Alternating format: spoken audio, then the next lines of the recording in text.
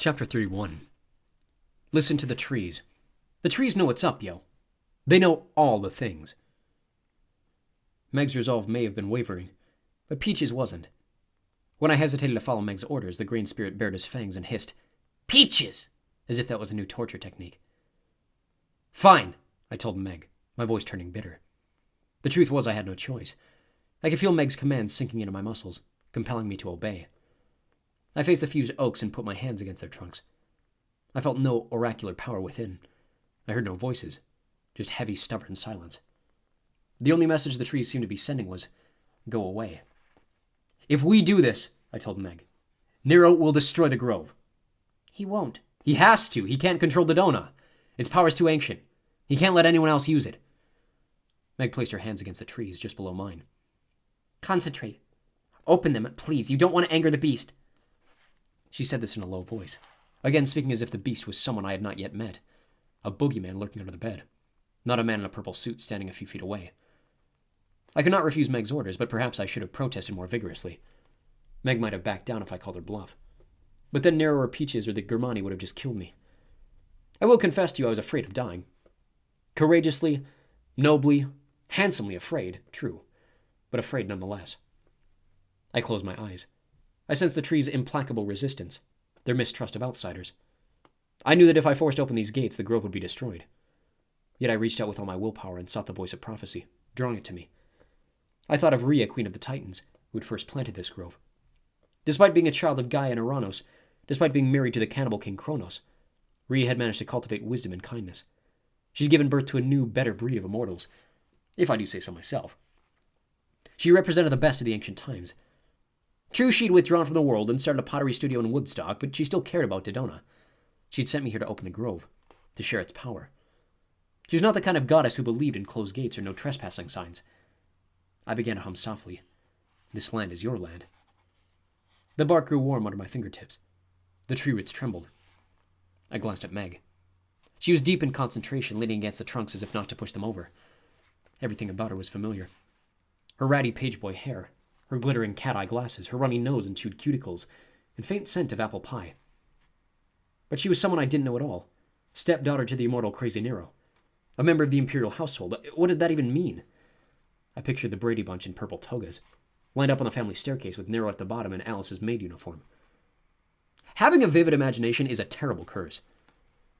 Unfortunately for the grove, Meg was also the daughter of Demeter.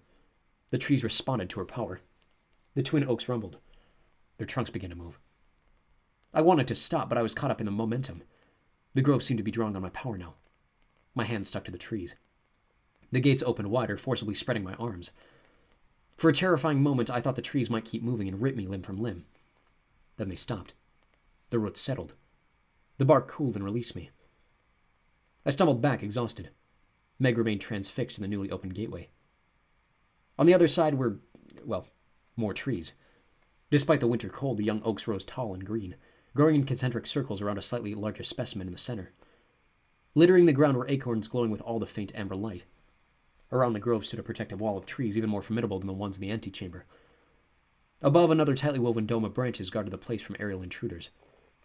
Before I could warn her, Meg stepped across the threshold. The voices exploded. Imagine 40 nail guns firing into your brain from all directions at once. The words were babble, but they tore at my sanity, demanding my attention. I covered my ears. The noise just got louder and more persistent. Peaches clawed frantically at the dirt, trying to bury his head. Vince and Gary writhed on the ground. Even the unconscious demigods thrashed and moaned on their stakes. Nero reeled, his hands raised as if to block an intense light. "Meg! Control the voices! Do it now!" Meg didn't appear hurt by the noise, but she looked bewildered. They're saying something." She swept her hands through the air, pulling at invisible threads to untangle the pandemonium. "They're agitated. I can't... Wait." Suddenly the voices shut off, as if they'd made their point. Meg turned toward Nero, her eyes wide. "It's true. The trees told me you mean to burn them." The Germani groaned, half-conscious on the ground. Nero recovered more quickly. He raised a finger admonishingly, guiding. "Listen to me, Meg. I hope the grove could be useful, but obviously it's fractured and confused. You can't believe what it says. It's the mouthpiece of a senile Titan Queen. The grove must be raised. It's the only way, Meg. You understand that, don't you?" He kicked Gary over onto his back and rifled through the bodyguard's pouches. Then Nero stood, triumphantly holding a box of matches. "After the fire, we'll rebuild," he said. "It'll be glorious." Meg stared at him, as if noticing his horrendous neckbeard for the first time. "What are you talking about?" "He's going to burn and level Long Island," I said. "Then he'll make it his private domain, just like he did with Rome." Nero laughed in exasperation. "Long Island's a mess anyway. No one will miss it. Not even the New York Islanders. My new imperial complex will extend from Manhattan to Montauk, the greatest palace ever built. We'll have private rivers and lakes, 100 miles of beachfront property, gardens big enough for their own zip codes. I'll build each member of my household a private skyscraper. Oh, Meg, imagine the parties we'll have in our new Domus Aurea." The truth was a heavy thing.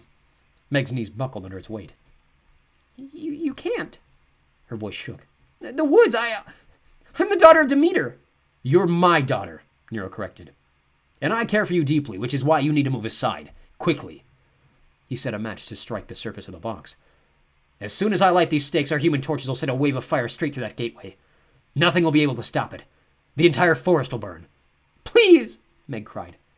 "Come along, dearest." Nero's frown hardened. "Apollo is of no use to us anymore. You don't want to wake the beast, do you?" He lit his match and stepped toward the nearest snake, where my son Austin was bound.